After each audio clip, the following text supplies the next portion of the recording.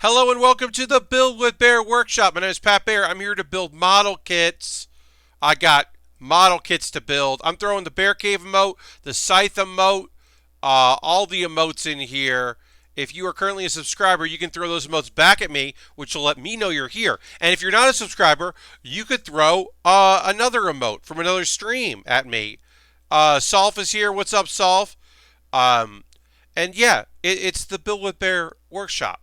Last night was the Build with Bear game stream where we played games on a rare Tuesday stream. Lashbrook is here. What's up, Lashbrook? And tonight we're building because you say, Pat, it's the third Thursday in a row that you have not streamed on a Thursday and instead done Wednesday streams. Are you a Wednesday night streamer? And the answer to that is, I don't think I am. I think I'm a Thursday night streamer. It's just I had Anime NYC, then I had to cover a shift at my other job, and then it's Thanksgiving tomorrow. But then next week, I should be back on Thursday. And in fact, next week, I'm not working on Friday, so at my day job. So Thursday night's going to be a great night to stream because I won't have to get up early the next day because usually Friday is my early day, and streaming on Thursday night isn't the best. Lord Crashington is here. What's up, Lord Crashington? Hello, hello. Um, so we're going to finish up a kit tonight because we don't have a lot left to build. The Kamen Rider, we built most of this already on Monday. This is the double cyclone Joker. This friend here, you can't see the green because of the green screen, but he's green and he's black. He's two different guys. He is the Cyclone Joker. He's double Cyclone and Joker from Kamen Rider. And we're going to finish that up. We've done the body, we've done the legs, we're going to do the waist, and then we're going to do the thing that you can do with this kit, which is very fun. Will stand. I'm going to sneeze. Hold on. Pardon me. It was a loud one. I'm sorry. So one of the cool things about this kit is that you can split it apart down the middle in an action pose, like we caught it, split it, them like coming together or splitting apart. That is a cool thing that we're going to be able to do. Because also what you can do is you can mix and match because there are other kits like this. So you could take one half and put it with another one, and they even supply stickers for the various combinations that are there. Yeah. So that's cool. There's some cool stuff to this kit. I don't know if I'll ever do another of these, particularly exactly this Kamen Rider in the Figure Eyes line, but it's pretty neat. And then, once that's done, it's time to to set sail, and we're going to build the Going Merry. This kit should be a nice quick build. I'm excited to work on it. The one-piece boats are pretty small, but they're fun. Now, I should apologize. The photo that I put out on my Twitter advertising the kit we were going to be building tonight was the wrong photo. It was a later version, a re-release of this kit. That the exclusive part of that re-release was that it did include Luffy's drawing of the Straw Hat Pirate Jolly Roger. We don't have that. We have the traditional one that you know when you think of it. Not his version of it, which is bad because Luffy's not an artist. So I incorrectly originally was promoting that we were working on that version. My apologies. I hope you can forgive me for that oversight. I just grabbed a photo. I Googled and grabbed a photo, and I didn't realize I grabbed the wrong photo. I put a poll up not too long ago. I'm just checking to see. Oh, 2 votes. Okay. So the Zaku 2 FZ is the next kit that I'll be building after that. The only thing, actually, technically, after I finished this, the colors on it looked weird. Yeah, the colors are different because it's like a different version of it. So that was the photo that I was putting when I was promoting on Twitter, was Luffy's drawing of it. It's also very similar to the drawing that he did on Laboon, the whale. Oh, Laboon. Someday, Laboon. Someday, we'll see you again. Um, all right. It's time to build. I should say that we are getting a kit in the mail soon, but that'll be a very quick build. I don't know when that's coming. That'll jump the queue as always. If we start the Zaku 2 FZ RE100, we'll see. I wasn't sure because I'm used to seeing the ship in black and white. Yeah, Lashbrook, as a manga reader, yeah. It's basically like the photo I posted today on Twitter was of an alternate version, and not the one that we're actually going to build. And my apologies for that. I'm usually very good about that, but I wasn't. All right, so you can see here now. You can see the overhead now that we're not worrying about. Why do I have? There we go. You can see in the overhead now that I don't have the green screen webcam up. Yeah, we've got our kit here. It's been a fun kit. Lots of stickers in this kit, but it's been a good build. A lot of different hands options. I went with the finger guns, the double finger guns. Also, I don't know if it's mine or all of them, but this arm is not that great, and I would probably, if I was displaying, I would probably pop it open and use a little blue tack to kind of place it where I want it. But right now, I'm fine with it just being down as long as this is up. Got a little bit of a cool pose there. Ba-bang. Anyway, we got that. Let's build the waist. Please, could someone, if you're going to be here at 10 p.m., could you please remind me to take my pain pills? Because I have to do that at 10 p.m. And I will explain why now. I mentioned on Twitter today. Today has been a weird day. It has been quite a weird one. Now, if you've been here on stream, past couple streams, I didn't really talk about it too much last night, but I talked about it on Monday. I talked about it over the weekend. So at some point, probably because I was very tired during Anime NYC, I aggravated one of my teeth. I don't know if it was what I ate or if it was just because I was just run down energy-wise. I don't know. But the reality of it is a tooth hurt, and it was 2:30. A thing about me that you might not know, because why would you?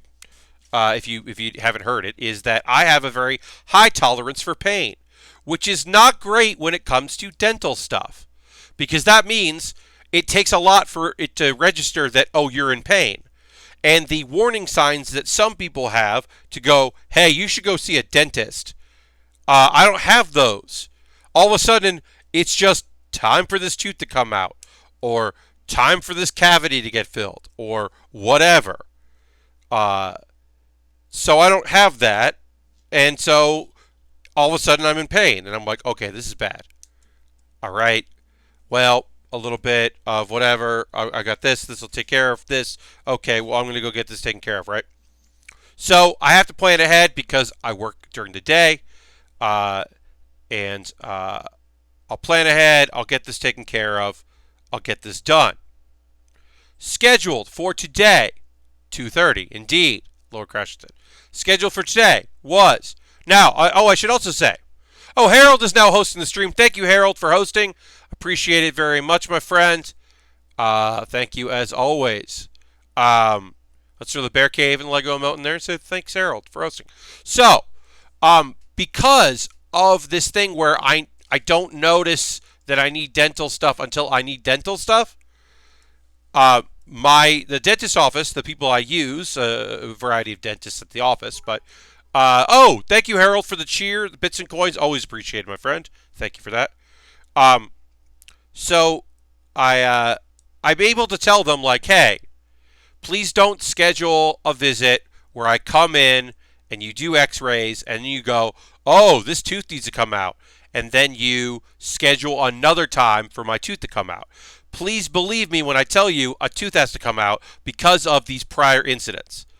And the knowledge that I have that these prior incidents are product of behavior.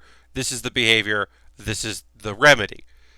They were willing to be like, yes, We now know that when you say that, we don't have to worry about the x-rays. We'll do the x-ray anyway, but we know that we're also going to schedule you for some sort of procedure, something. We know that we're going to need to take care of this, which is great. Great. They're going to do that. Heck yeah, let's do it. Right? Wrong. I go in today. I take the morning off from work. I am losing money at work so that I can do this. I will make it up at the back end.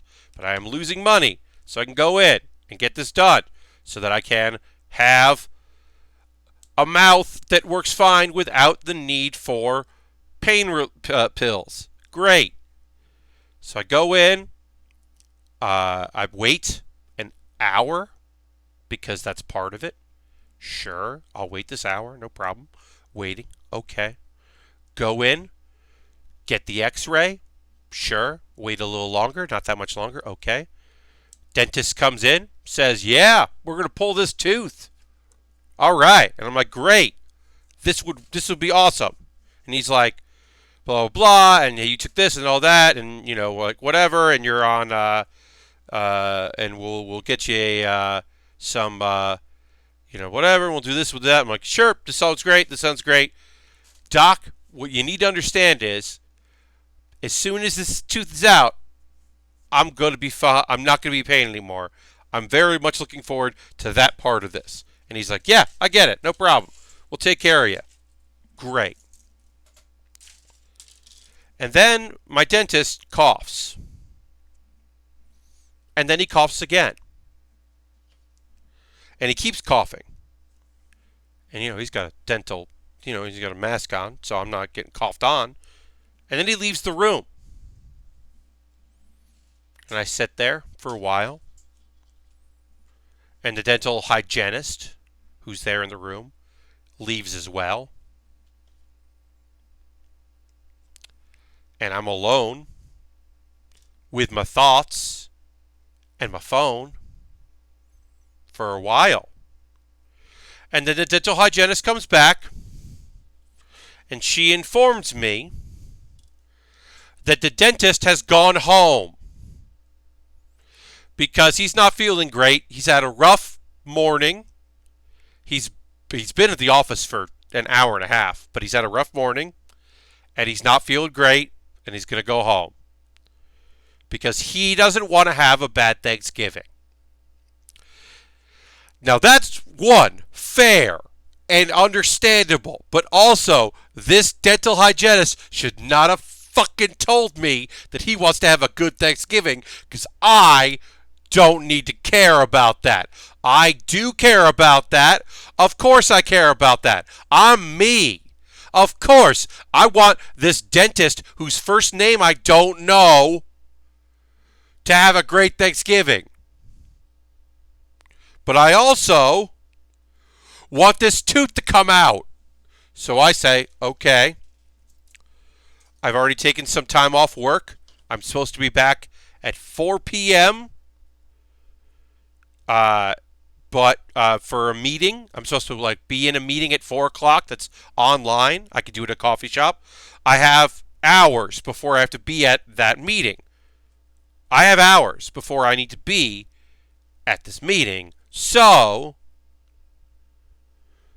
I will wait for another dentist if I need to. And she says, Asmo just subscribed. Well, I joined at an interesting time. You did. Asmo, first and foremost, thank you so much. 19 month streak. Asmo, that's an OG supporter. Thank you so much for your continued long-standing support. It means so much to me. Back to me being bitter and mad. And I say, okay, well, I'd still like to see another dentist because I'm hurting a lot, and I'm taking pain medication to mitigate that. I would like to be off that medication. Long-term use of this medication could affect my liver, and also it has an effect on my body already. I'm putting chemicals into my body to do things, and I don't like that. And it does have a negative effect uh on my body and how it processes waste. Is the only nice way I can put that. There is an I am dealing with the negative effects of taking this medication. And I would like to not anymore, which is reasonable. And then she says, there isn't anybody here today that can extract your tooth. We only have junior dentists that can do cleanings. No one here is eligible to perform this. We'll have to reschedule. So I took several hours off of work today to not get dental surgery done. Now, you'd think that I would get scheduled immediately for Friday, because I don't have to do work Friday. I don't start work till Friday till 2:30. I'm working like the second day in the evening, so I was like, oh, okay, well, I guess I'll get scheduled. Then they're gonna get back to me if they can fit me in on if they can fit me in or not on Friday, or if I'm gonna have to take time off next week. More time off.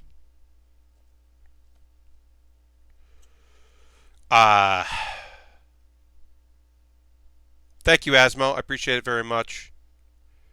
Look, the big thing is, and this is true, and this is the thing that like I cannot overstate.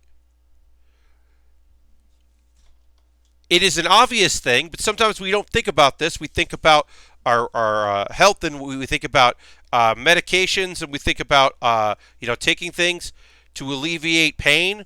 It's not getting rid of the pain. It's just dulling your senses to the pain. I'm still in pain. And also eventually soon they're not going to work anymore. I am on the clock right now until I wake up one morning in pain because my Excedrin isn't working anymore. And then I have to get a prescription and pay for something even stronger. And like I said, when I get this tooth out, it's going to be great. Now, will get a filling, doing all that? Certainly. I'm not out of the woods with all this. But I am looking forward to not having to medicate. Like, I'm very much looking forward to this part being over. And it's not, and it sucks, and I hate it, and I don't know. Thought it was done, because I could have just worked all day today, and I didn't. I came in for the meeting, and people were like, oh, cool. Hey, you sound fine, because I was talking to somebody, like, oh, you sound fine, you're not, like, numb, you didn't have Novocaine? And I was like, no, I did not get any Novocaine. I got 0 Novocaine. Also, I'm glad I didn't get Novocaine and then not get it, because he hadn't gotten to the point where he gave me Novocaine yet. Because then I would have had Novocaine for no reason. And also, hey, when you get Novocaine, there's always legitimately, this is a true thing that we all collectively have decided that we will not remember. When you get a needle of Novocaine, there is a chance that you will not get feeling back or full feeling back. You run that risk. It's not a high risk, but it's a risk that exists all the time. You are always under that risk. And we don't talk about that, and we should, because it's weird. Yeah, Ultron, they literally bailed on me while I was in the chair. It's bad news, and I hate it. I hate it so much. Also, I don't have regular dental insurance right now. So my options are more limited than other times in my life. So I am using a place that that both takes a payment plan and takes care credit. There are other places I can go. I can look into other things if I want to. Uh, Obviously, this has not happened before, or I would not be back. I would not be going back if they had ever pulled this before. But it's a lot. So he could have a good holiday. Yeah, he wanted to take. He decided he was going to just go home and rest, so he could have a good holiday. Which, like, maybe he didn't say that. Maybe he said, "I'm going to keep coughing all day. I shouldn't have come in at all. Just please give my apologies." And then she decided to say that. I don't know if the dental hygienist went rogue there in it, but it was definitely an attempt to make me feel better, and definitely did not. Look, I'm going to still have a good Thanksgiving tomorrow. I am just now. I thought this was going to be done. You know, hey, I I had mentally prepared myself for surgery today. It's dental surgery, but it's still surgery. I had mentally prepared myself for what was to come, and what was to come did not come. On the plus side, because I didn't work today, I managed to get a bunch of emails done, and on Friday I can start promoting. Well, if I'm not in the fucking chair, I guess I could start promoting my panel next Saturday at PAX Unplugged, which will be filmed, is not being live streamed, but will be filmed. How's that for a segue? But I managed to confirm some guests because a couple people were being very wishy-washy about doing it and hadn't gotten back to me. And then a few people finally did. And then I reached out to some other cool folks. So that's the plus side, is that I booked almost all of my guests for Improvised Postmortem Tabletop Edition. And that'll be a very fun panel. All right, so these are the memory cards that you put in your driver, and then you can transform. They're morphers. They're you have a frame of so you have some sort of frame of reference for what's going on here. I even if I don't necessarily. So tomorrow I get to go to Thanksgiving dinner with my friends, dear friends, and bring some pain pills and my not Oragel thing. And they all work fine. But like I said, it's not like I'm solving my problem. I am just delaying it longer. I really hope that they can see me on Friday.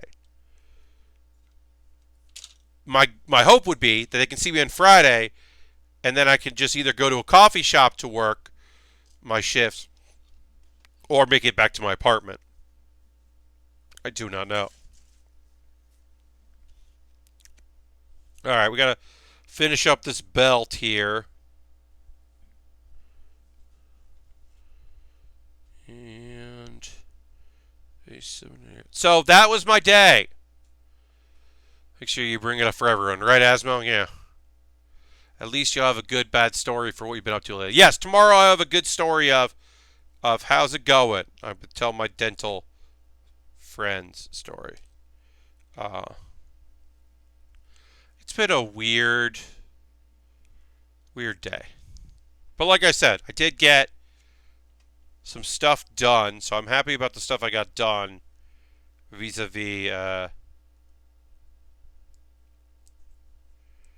PAX Unplugged. Couple returning guests to Improvised Postmortem, a few new guests, some people that are like I have never worked with before, but know personally. One person we have only met in passing, and as he stated, and I corroborated, well, we met in Bandland, so it doesn't count. We met very quickly in Bandland once, and I was like, yeah, that does not count. It's like, I do not remember meeting you then, and he was like, that's fine. I don't remember meeting you then, but apparently we did meet. And I was like, great. He's like, I know we met because I followed you after we met on Twitter. And I was like, oh. He's like, and I try to do that when I meet someone that I want to like remember that I met them. I follow them at a con, and I'm like, that's a good idea. I recommend that. If you meet someone at a con and you're like, oh, this person seems cool, like follow them. So then after the con, you're like, wait, who's this person I'm following? Oh, I met them there. That's cool. I'm watching AEW, and it's starting to feel a bit like watching League of Heels. Nonsense run-ons. I saw a bit of business with a wrestler, running to jump and use a chair as a springboard, and then just landing like someone else was sitting on the chair, which rules. Oh, there's another stable. Okay, another heel stable. Well, hey, heel stables are important. Pat, did you see Lord of the Rings? Mail time. Yes. Someone sent them Kaiju Big Batel DVDs. Indeed. And this Graham was not at the show where Kaiju got involved. I was very surprised that Graham Stark does not know about Kaiju. So I just sent him a message saying, hey, I think you'll really like Kaiju. And also, he was there with Beej, who helps run audio when they do their podcast. And I think Beej would definitely enjoy Kaiju. For those that don't know, Kaiju Big Batel is, if you know League of Heels, they are the monsters that interrupted our first PAX East main stage show. They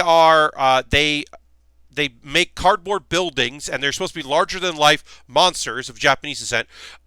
So there's a lot of puppeteers and monster creators who do the shows.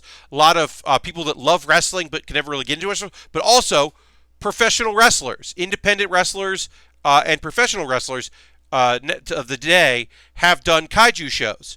And sometimes they will like do cross promotion with different like funny ones. Hello, Epic Open World. Like DDT is a famous Japanese wrestling league that is goofy on purpose. They are silly and fun. They have a long-standing partnership and relationship with Kaiju Big Battle, or Big Batel.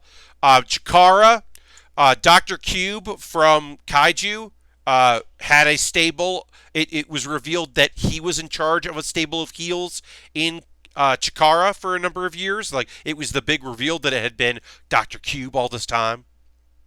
But they are very silly and very fun, and nonsense on purpose. Forgive me if I asked this before, but have you ever been to Hood Slam? No, Solve. So I've never been, because I've only been to San Francisco, the Bay Area, once. And I did not know of Hood Slam when I was there. I don't know if it was running the few days that I was there. It's on my list of wrestling shows that I should definitely see because I know I would enjoy them.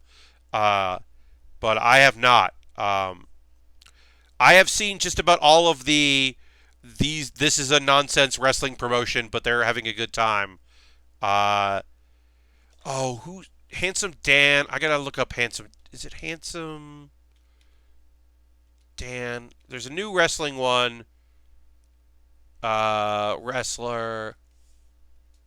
I think his name is Handsome Dan. Is this it? No, that's a different one. Cabana Dan. That's what I'm looking for. Cabana Man Dan, I think is the name of an independent wrestler. Yes, he wrestles in flip flops, and he's a wrestling champion for some place that has just the biggest wrestling, like on purpose, the biggest wrestling belt I've ever seen, and it's kind of incredible. I'm gonna put there it is, yeah. Alright, so let me see if I can save this photo. I can't. I'm going to put a link in the chat. No, I'm not going to put a link in the chat, apparently. Well, let me put a link in the chat. Let me put a link in the chat. Copy. There we go. I'm going to put a link in the chat to Cabana Man Dan. Please look at this photo of Cabana Man Dan and his ginormous wrestling belt. It's one of my favorite new silly things. New South, which is which is mostly a legitimate wrestling organization, but does lean a little bit towards the comedy, and it is an incredible image. I found it.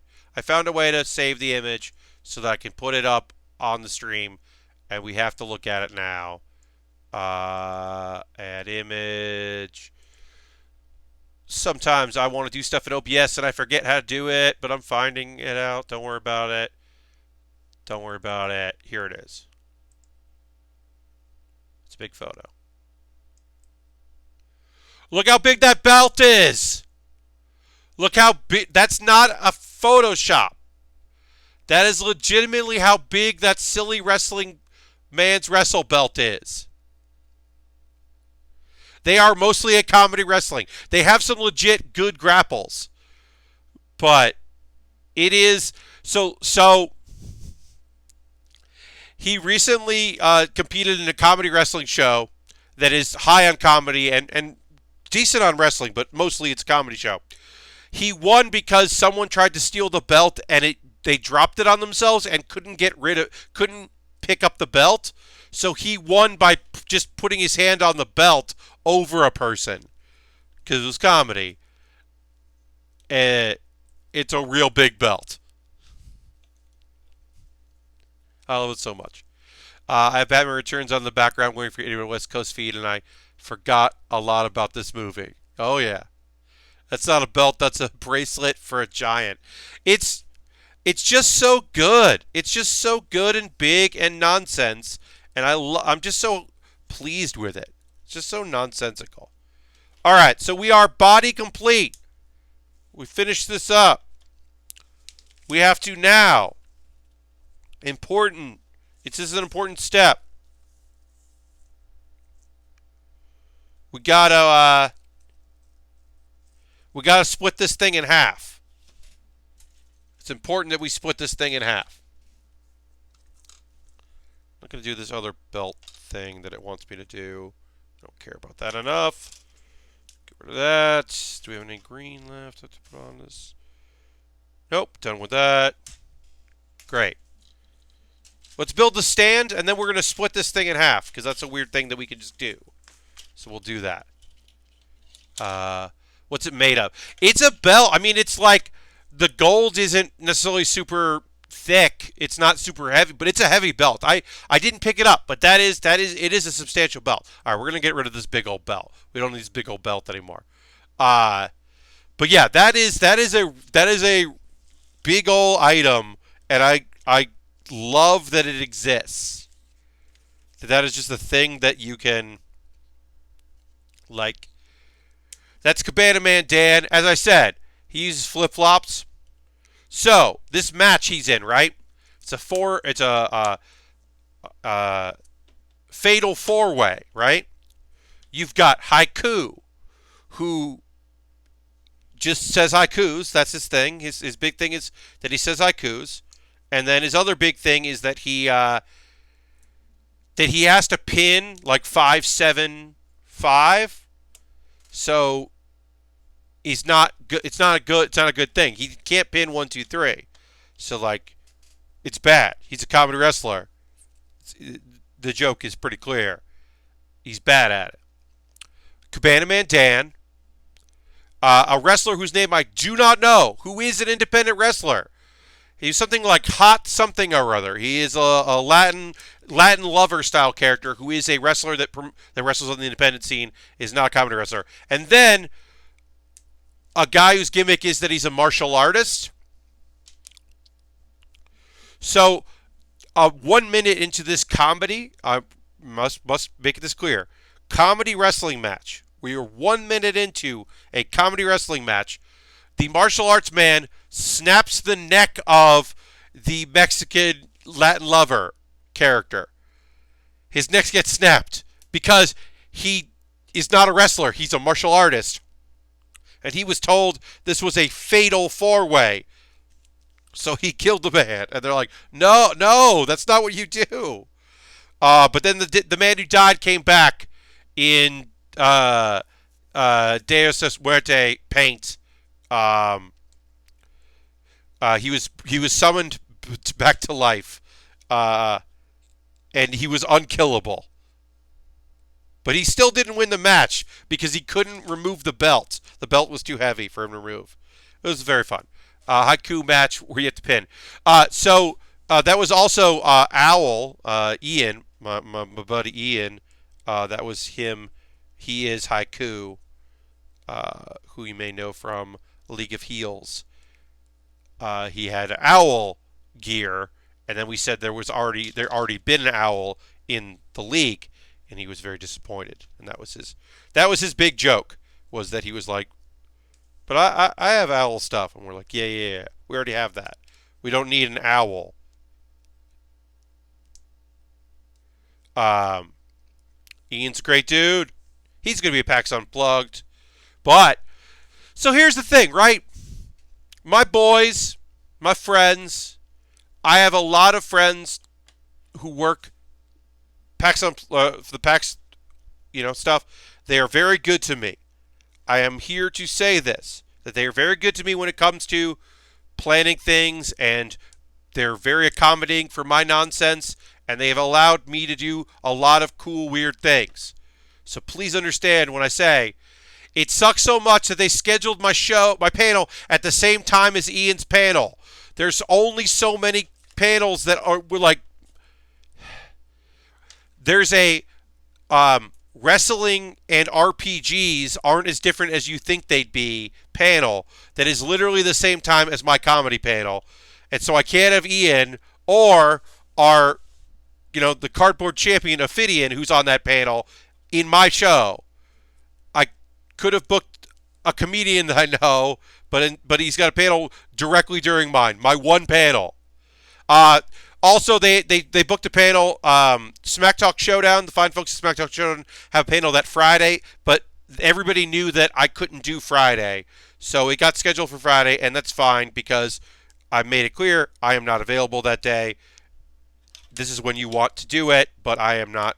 I'm only going down on Saturday. I'm literally going down for my panel and to hang out on Saturday as just a one-day thing because it's reasonably priced for me to travel one day. Ooh, I should actually reach out and see if I can get a friend to at least hit record, if not film my panel. I should reach out to a Philly local that I know. All right, I'm struggling too much on this. It's got a stand, so you can use the stand. I'm not going to worry with the stand. Let's split this friend in half. That's what we're here for. We're here to split this thing in half because that's the thing you can do. I'm going to take a photo of this like this, and we're going to split it in half. Feels like there'd be some significant crossover between your panel and Ian's too. Asmo, maybe here the real thing is that like there isn't panel culture at Unplugged yet, right? This is only going to be the third Unplugged, but there just isn't panel culture yet. There still could be, but right now it's not there yet. People want to play games, and so it is a little bit of a bummer to have like something that seems kind of interesting at night that isn't a game that people would go to have that to be up against that is a bummer. All right, I'm going to take a photo here. Boom. I took a photo because that way I don't have to once I separate this, I don't have to put it back together. All right, so we got to take the head apart. Got to take this off here.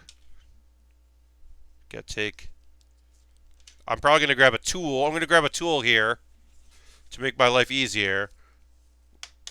Grab a couple tools here. This is meant to come apart. Like, that's the plan, but if I put too much pressure on these when I was putting it together, it might be hard to separate. So we take that off. We don't need that. We can put that in there. And then we take... This comes off. We did all this work to put this all together, and then we got to take it all apart. Should come off pretty easy. Like I said, I do have the tools in case we need to dig in anything. Okay, that came off. This comes off. These come off. It is pretty ingenious how this is done. Um, that it allows you to just completely disassemble everything. And then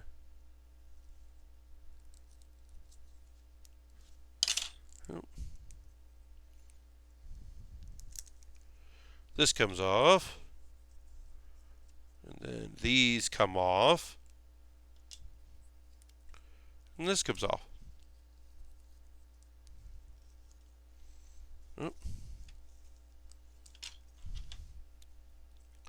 I am excited about Unplugged. Like I said, I'm only going down for a day, but it should still be pretty fun. I'm just going to go, let's see. I forget what my times are as I'm doing this. I can look this up. Just taking the Amtrak. It's like an hour and a half train, so it was totally worth like spending some money to go down. I got tickets early enough that it's fairly cheap. I mean, not inexpensive. Certainly, if I'd taken the bus, it would have been cheaper, but whatever. I'll take the train. Just relax. But yeah, I'm like, let's see what I got here. I'm going to get there at 10:30 in the morning. So I don't have to get up super early. I have to get up, but not super early. Get down there at 10:30 in the morning. And then I'm taking the last train back, so I get back at midnight. I leave at 10:30. So my panel's at 6. It's done at 7. I can still like play some games. I can go out to dinner after the panel if people want to have dinner. And just be by the train station and then like chill. I'd even just sit at sit in a panel room or whatever, or the free play area, and then just go to the train. And that'll be a long day, but I'll be like in Philly. I'll be in Philly for 12 hours basically. So that's pretty good. I'll get to see everything. I'll get to see people that I want to see. Is PAX Unplugged run the same folks as PAX? Yes, Epic Open World. So, cut in half vertically is my least favorite way to live. I understand. Epic, yes. So basically, this is the third year. They decided they want to do a tabletop-focused show. Tabletop is a big part of South. It is a huge part of East. It's become a large part of East, and it's starting to become more as they've gotten this new Regency Theater. They have more space for it. It's becoming a bigger part of West. But they wanted to just do one that was focused. Philly seemed like a cool place to do it. It's a city that like wants conventions and is excited to have PAX there. For me, it's very convenient because, like I said, I'm just taking the train. It's an hour and a half. It could not be easier for me to go to PAX. So I am excited to go do that. But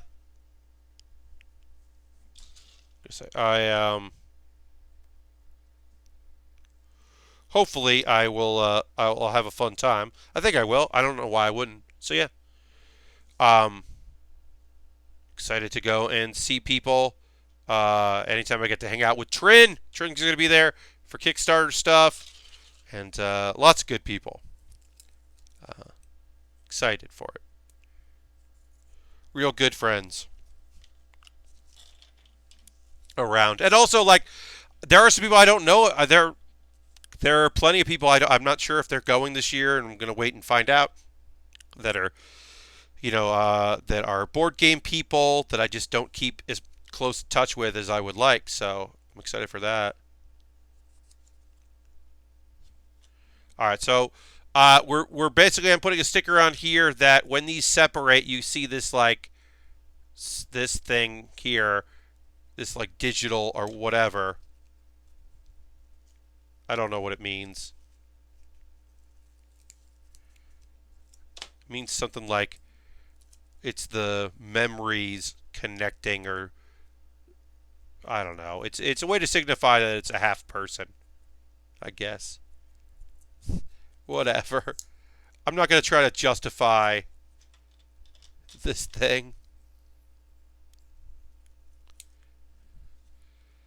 But yeah, I haven't talked much about Unplugged because there was always the chance that I wasn't going to be able to go. I said I will be there for a day. If I go, it'll be Saturday. I'm not expecting to work any of my jobs on Saturday. I'll just not stream that night. Which is why I don't. Which is why I'm not in a streaming room. I would have loved to have been in a streaming room. I am going to record it, but I would have loved if I could have um, to been able to stream it. That unfortunately didn't work out, so not. But I'm at least going to record it and put it on YouTube. But yeah, I kind of like was low key about it because there was always the chance that the job I'm working was going to be like, hey, you have to work this day, and I need money. So when it made it very clear that I could take that day off, uh, it's like okay. And then Anime NYC happened, and that was a huge like focus of my time, even though I didn't perform there. So yeah, I haven't submitted anything for PAX East. I have, you know, ideas of what I want to do. I still have to talk to some other people about some proposed things. I have a new panel I really want to do. I've talked about this on stream, I think. The new panel that I really want to do. I don't know if it's going to happen, but I want to do a thing. I want to do a panel about anime where like I have friends of mine in the games industry just yell about their favorite shows, like favorite moments. We can show clips and just like kind of nerd out about stuff we like in the world of animation, which is a panel I could do at a lot of conventions. PAX East feels like a cool place to try it out. See if that's a place that will work for it. So this is the idea of this thing. So we're going to put the halves together, and then we can slide as if they're sliding apart, which is weird. It's a weird thing. So now we're going to reassemble it, basically just like this. We'll start like this. Here.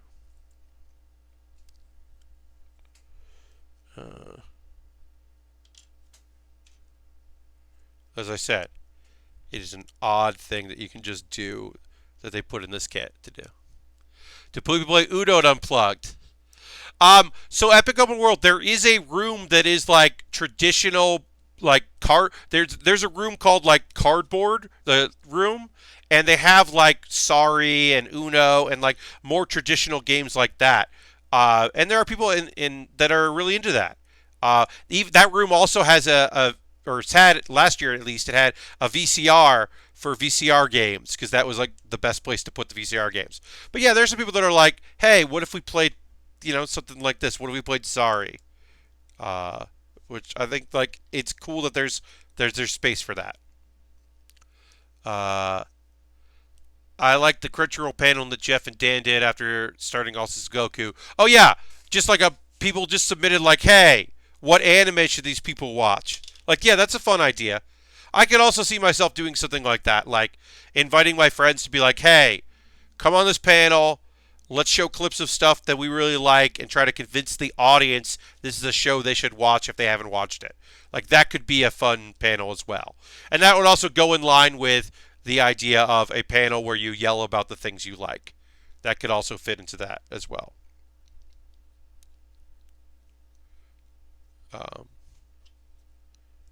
Alright, so this goes on here. So now we're slowly reassembling our kit with this cool, weird thing you can do. Try to submit a Shin-Chan clip for that bit. Yeah, I mean, it's fun when you're like trying to be specific, like, because it was like the thing of like, okay, what's something that I could convince Dan that he would like, or convince Jeff that he would like in a very brief period, like that. That having that condition is interesting because I'm not like, hey, this is a show that I think rules. It's, hey, this is a show that like I think you think would rule, that I think you would like. That's a different vibe and like a different amount of energy. Is that a panel that could be streamed? So Epic Open World, I know that Crunchyroll streamed their panel because that's how I watched it. Now, I think that if I did it at PAX East, I could not stream it because it would be too much. I'm sorry, I'm going to sneeze. Sorry about that. I don't think I could stream it. And if I recorded it, I bet I would get a takedown notice because it would be so much copyrighted material. So that might, that would be a thing that I would have to think about if I was going to do that panel at a convention. If the clips are small enough and I'm not charging any money, the real problem is that like I most of the time with anime stuff is, well, they're going to run ads and you're not going to make any money from it, right? But some companies uh, are just like, no, you can't, this video can't be shown. And then I would have to edit the clip out. And then there'd be a segment of the show where I was like, I'd have to edit the video so they were like, hey, there's nothing, this part you can't watch because they won't let me show it to you, which is a bummer. And then also extra work that I don't want to do. Sponsor. Yeah, I mean, like that, yeah. Lord Christian, if I got a sponsor, if it was like Verve or Crunchyroll or Right Stuff Anime, whatever, that's always been the problem with 404ing it, is that sometimes sometimes with 404ing it, I would just have to like, Harold, welcome back. Sometimes with the 404ing it panel, I would have to put up a completely different version that I had recently put and like cut out stuff, especially when it comes to like Japanese uh, um, content. I have to really heavily edit some of those panels, and it's a shame. And I'm never trying to make money on those panels, but I get it. People gotta make their money, and people also gotta do their jobs. Like, it's just frustrating more than it whatever. Like, I remember showing the Detective Pikachu, the video game trailer, not the movie trailer, the video game trailer that had just come out like around a PAX South, and I got this video cannot be shown anywhere. Takedown. Not a we're gonna make money or you can only show this in the U.S. I got the like no, so I had to like delete the video and then edit the original and re-upload with that moment out, and it's like, ugh, there goes those views, because that's what I'm doing this for, is for people to watch it and see it. So that's always been frustrating. It's not the end of the world, but it is annoying. So if I did an anime panel, it probably would just be a live panel. I remember when Austin maybe brought the clip of that Trump dude. Yes. Yeah, Lord Crashington. It ended up being that the video that I uploaded with that guy, I edited the sound on it so that it would be harder for it to show up in tracking. And I wasn't going to put a link to it or whatever, but like it'd be harder to identify. And I've only done that for 2 videos on the shows to try to make it a little harder for it to be discoverable.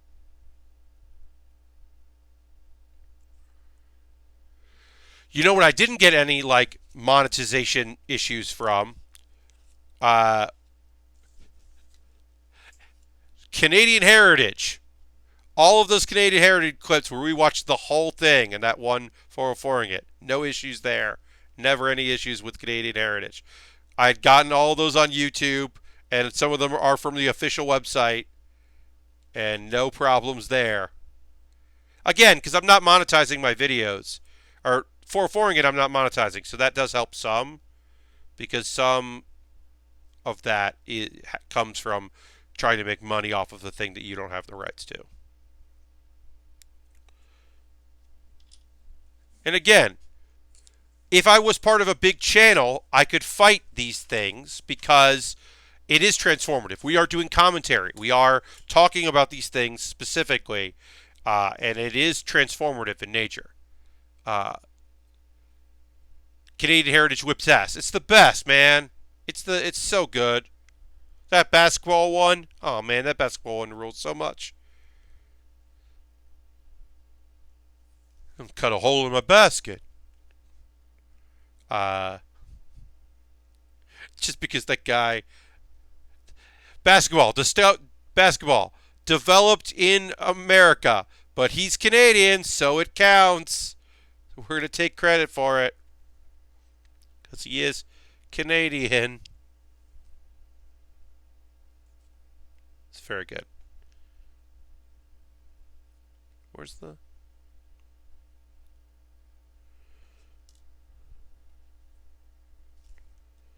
Oh, this thing doesn't have that. Okay. All right, so we got to just put these belts on here, and we're done. LR sketch about the Heritage. Yeah, I have seen that, Harold. Yes, that's very good. Uh, oops. I will see. I mentioned earlier, Harold, that I will see a few loading ready run folks at PAX Unplugged. Sada Ben and Beej, James, who I officially met at PAX. We've like run around in same crews, but I haven't like officially met him until this past West. So that was nice to finally be like, yes, hello. And Corey, I think is the fourth member that's going. I can't remember, but four of them are going. It was great because Ben's like, I'm going to PAX Unplugged. I think we have a table. It's like, you do have a table, Ben. Yes, you do have a table.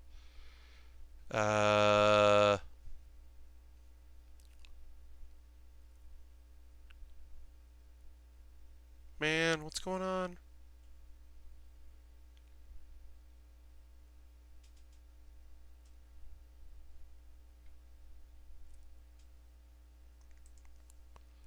Oh man, this sucks. I just found out my tech shift on December 8th is going to be shorter, and I am bummed about that because that's less money. So basically, they're just going to do a shorter night that night, and I'm like, cool for you, not cool for me. I need that money. It's annoying. Whatever. I mean, it's not like this is my main job, but it is also annoying because I'm like going there. James is cool. I met him a couple packs. Yeah, we met. Like I said, we met very briefly. All right, so this is the other thing you can do with this kit, which I'm going to now take a photo of. So I'll do it later. So you can do this whole split apart thing, which is weird and cool. But now I'm going to take a photo of it.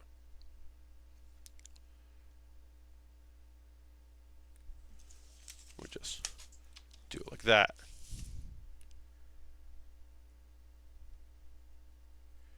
This is a cool, weird thing that you can do with this kit. I don't know why you would necessarily want it like that, but you can do it.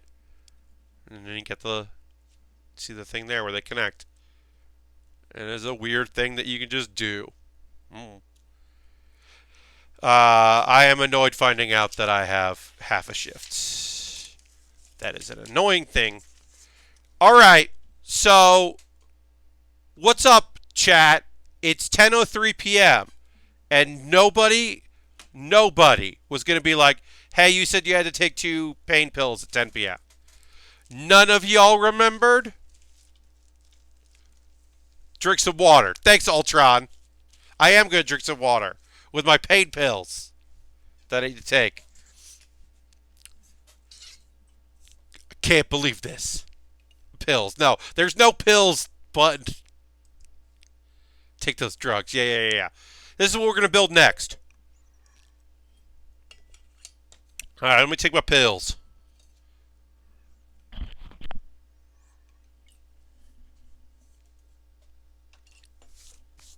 I spilled water on myself. That's not cool. That's very uncool of me.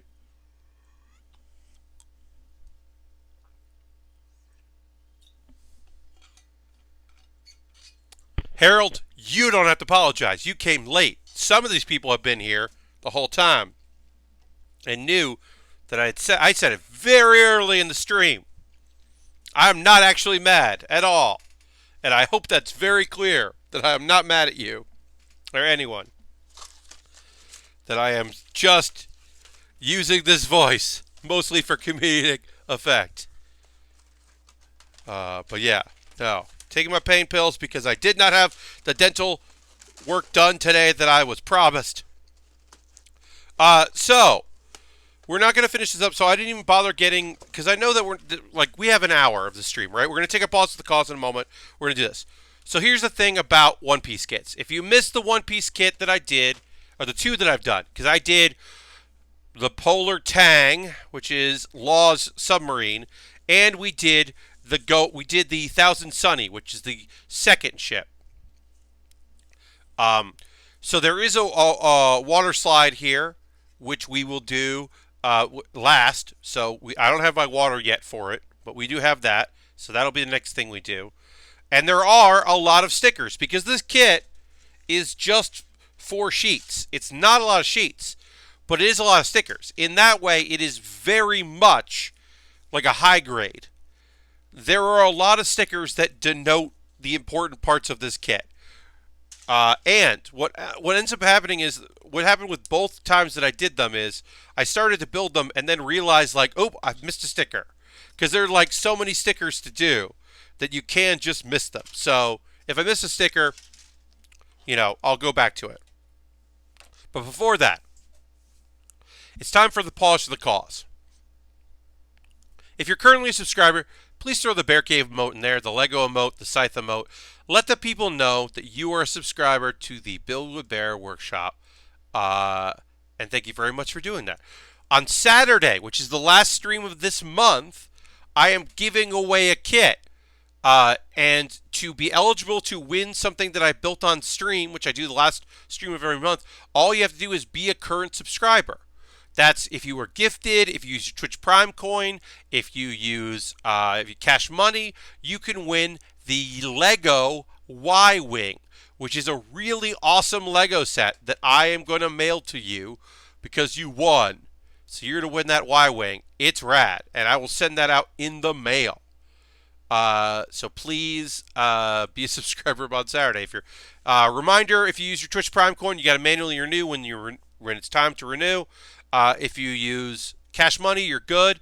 I have other ways to support the stream if that's something you like to do. This is the pause of the cause. This is where I just quickly go through the different ways you can support the stream if that's something you'd like to do. You're under no obligation to do any of this stuff. If you're not following me, give me a follow. Turn your notifications on so you know when I go live. I have a Patreon. You can join that. Patreon's pretty rad.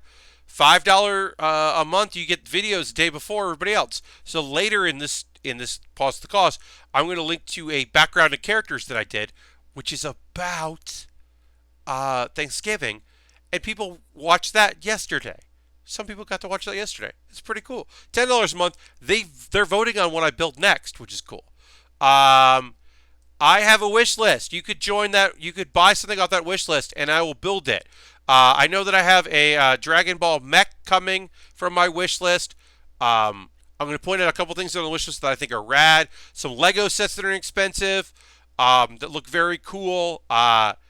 Another Zaku 2 that's a 1/4 scale, though, that's white and gorgeous looking. I'd love to build that. What did I just put in there? I just put something new in here. Oh, the Zaku Warrior, which is from Gundam Seed Destiny. It's another Zaku, but it's a cool-looking Zaku. I'd build that in a heartbeat. It's on my wish list. You could buy that. It would come to me. I'd build it on the stream. So if you get any gift cards around this time of year and you want to spend them on someone who will build model kits on stream, you can do that. You can also buy a gift card at USA Gundam Store. Then send me that gift card code you get in your email. And then I'll buy something on USA Gundam Store. It's like a wish list, only not really. I have then donations. Anything I make through Twitch, through my donations, through Patreon, goes to me buying kits and equipment. So it is a way to help me as a streamer is to buy things or to make donations. Then I buy equipment and I buy kits to build on stream because it's expensive to do this. I have a Discord. You can join my Discord. It's pretty chill, pretty cool. Here's my Discord. We're going to get back to building in just a moment. Just got to finish up this pause of the cause. That's a Discord. It's nice. Join it.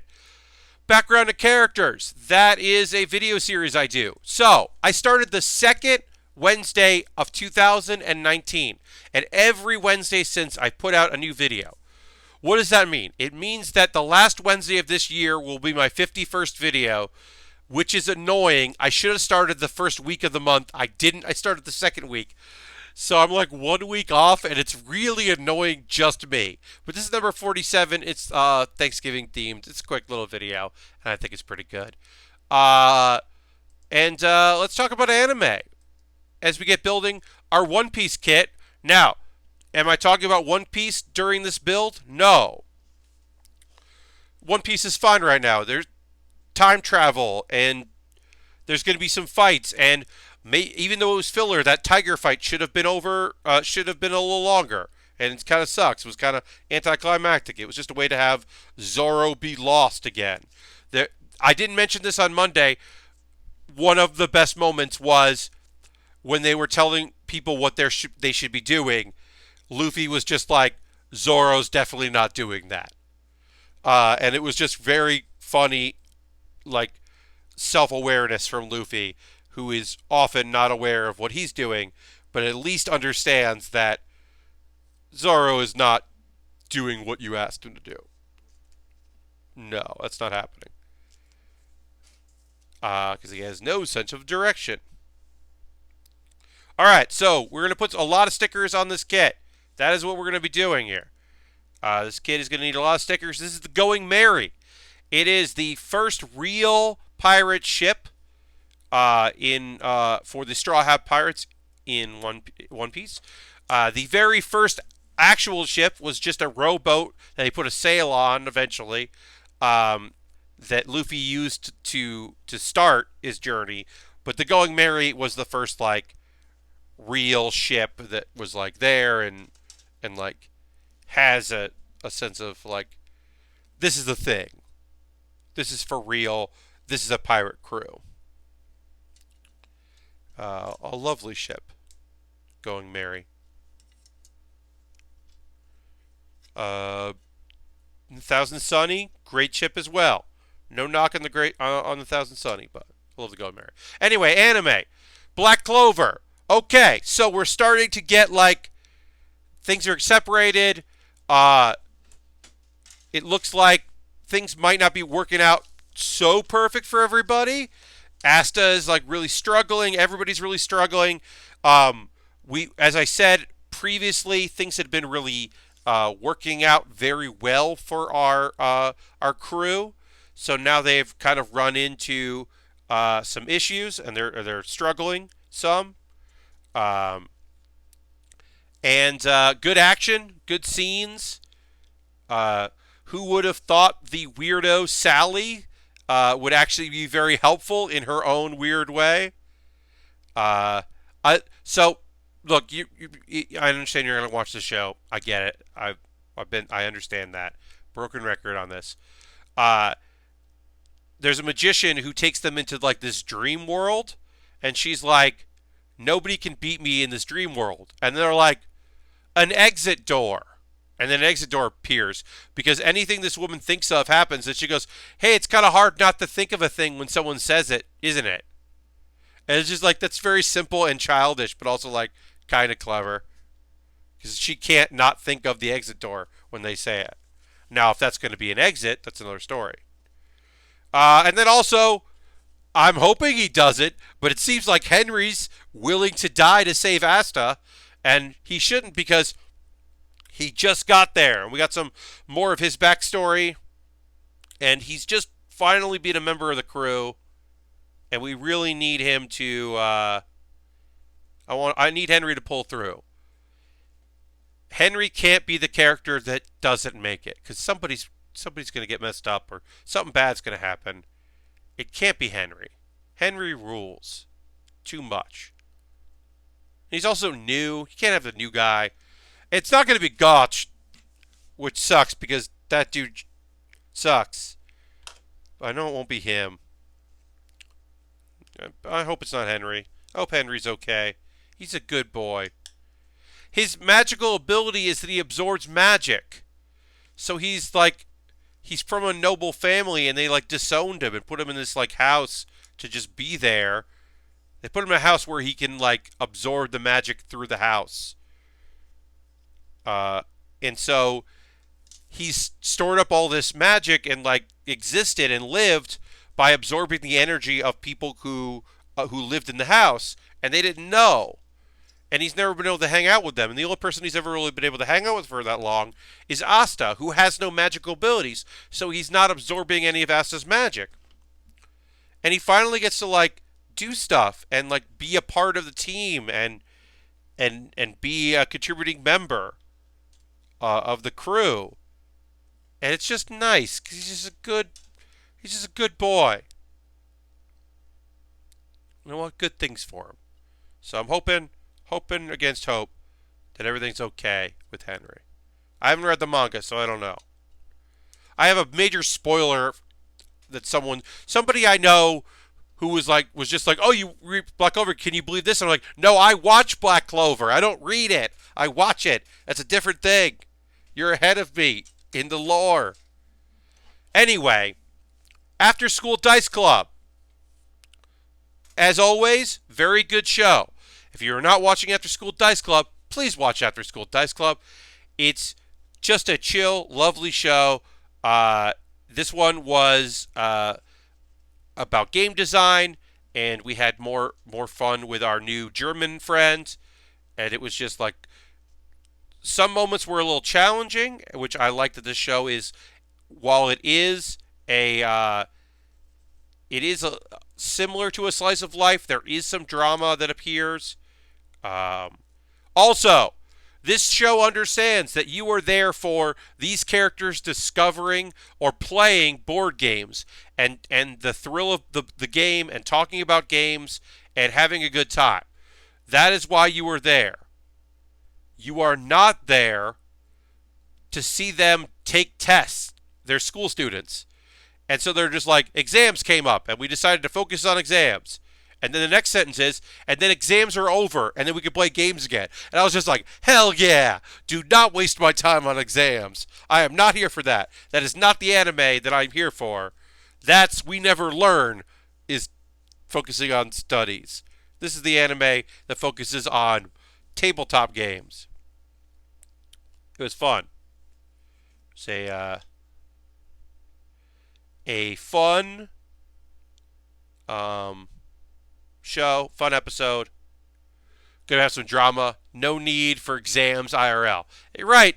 Epic Open World, like, look, if it's a show about studying, if it's a show about doing well in school or whatever, like I said, like the premise of We Never Learned, the show that I like, which is about like a guy who's tutoring some people, like then yeah, let's have some stuff about the tests. But that's not what this show is about. The show is After School Dice Club. So I don't need that other stuff. And they know that, and they get that. It's very good. When they had summer vacation, it was they only focused on when they got together to go to a place, and then it was raining, so they couldn't go to the beach, so they played games instead. It's like, great, here's the games. If it's a Persona video game, yes, exactly, Epic Open World. Even the Persona anime doesn't focus on the school stuff too much, because the school stuff was the minigame stuff. I mean, that mostly is telling the story, but isn't telling that part of the story, because it understands you're not necessarily here for that part of the story. Which is very smart of it. Knows what's up. Alright, so let's put this here. Alright. So, as I said, this kit is a lot of like sticker application. You're getting a lot of stickers are doing a lot of work in the kit. But it's pretty breezy. I have to focus a little bit. I am using my X-Acto knife to kind of apply stickers, but I'm also not like fretting too much about them. If they're a little off, if they're not quite right, I'm going to be okay with that, because there are so many of them. Especially some of the interior ones. Let's see. Cautious Hero. Fairly good episode of Cautious Hero. Last week's episode ended on the cliffhanger about one of the goddesses and if she was going to attack our hero. Turns out she wasn't there to attack him. She was there to attack him sexually, and it didn't work out. And it was an awkward, weird moment that I did not enjoy, because sometimes that show is not great, and this episode, not great. Cautious Hero is overall okay. Sometimes it is funny. As I said, the opening song, which is the same band that did one of the Overlord themes, is like too good for the show, because it's like the song that should be in a show that is not a kind of parody of the genre, if that makes sense. Like, it should be more over the top, and it's not. It's just a good one. So I don't know. The show is fine, but I'm mostly like, kind of over it. Uh, I got a bit of a negative opinion on some of the shows I watched today. That's one of them that I was just like, all right, it was fine, but it wasn't great. It's like an okay show. The action is still cool, but it just takes too long to get there. They are setting up that there's like a big bad in the next episode that they got to face, and so that's kind of cool. So we'll see. And then um, Kemono Michi. Again, I've said this. Kemono Michi is a wonderful premise and not a great anime. The premise is so strong. If you said, Pat, there's an isekai, and it's comedic in nature, that they understand what they're doing, but it's instead of it being like a guy that really knows RPGs or a guy with like latent magical powers or anything like that. The thing of this one is that he is uh, a professional wrestler that gets summoned to this world. And when he gets summoned, he decides he doesn't want to defeat the demons or these demon beasts because he loves animals, including demon animals. He hasn't met any, but he's sure he doesn't love them. So he rejects it, and he'd rather change the world and have it so that they like animals as much as he likes animals. That's his goal. And you're like, if you told me that's the show, I would have said, oh, hell yeah. That sounds like the best show ever. And I wish it was. It is not the best show ever. Part of it is that the comedy is not great. It is. Some people really like Konosuba, which is the other show that the creator of the show did, or creators did. Some people really like that anime. I'm not one of those people. I think that anime isn't that great. But I know that I am not, that there are a lot of people that really like it. So they might like the humor in this. I tend to not. Let's see. Trying to make sure I get the right. Okay. So today's episode was all right because there were a lot of fights, and when fighting is happening, it's pretty good. Again, I've said this before. I am a broken record on this. In my opinion, the show is at its best when it is just the wrestler being a wrestler in a world of, in a fantasy world, because they are unfamiliar with his style. I wish that the pro wrestling stuff was more pro and less wrestling. And by that I mean that it was not a shoot, that it was a work. It is basically MMA fighting, but they say wrestling, and that sucks. His nemesis from the real world is now in this world, and he's starting to fight people, and that was pretty good. And then they had an ongoing gag where the princess that summoned our hero tracked him down and found him, and is just like, hey, I'm gonna need you to do this. And he's like, no, I'm not going to. And that wasn't great, because it continues to be not great, as I said. It's a bummer. The premise is so strong, and the execution is so weak. And like I said, I'm watching it because the fight scenes are still cool, and the premise is strong enough. And honestly, like the other show that I watch, that I would have watched, that comes out on Wednesday, I'm not watching because Radiant was more boring than these. If these aren't necessarily awesome, but at least they're interesting, whereas Radiant was just boring me, and I'm gonna wait for that lull where there's not new stuff coming out before I go back to that show and binge through it.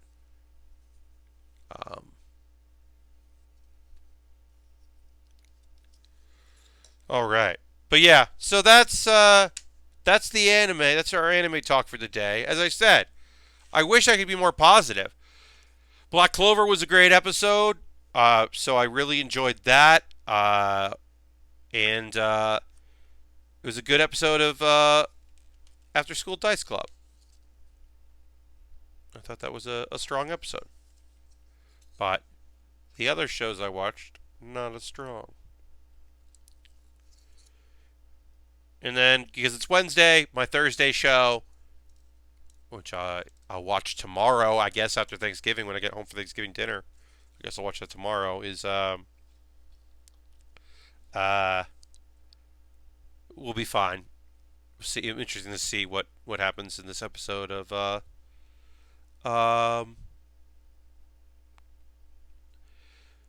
Prodigies, whatever. High school prodigies have it easy even in another world. Okay. I gotta find the. As you can see, there's a lot of just white stickers that have to go on this part of the ship here. So I'm just like trying to find the right ones so that I don't do the wrong one. It'll be a lot easier when I'm doing the other side of the boat. But I did say this kit is many stickers. It is very similar to a high grade Gundam in that regard, or Gunpla in that regard. Just like your stickers are going to be your. Oop, I ripped that sticker, but it's okay. Your stickers are going to be the definition of how it looks good. How it looks good. That's not. I didn't. That's not a real sentence. Your barometer for it. It's going to be how good your sticker application is. But I'll just do my best. Hey, we got about a half an hour left in the stream. And I want to ask, let me really quickly just check a thing. I want to know, what is your,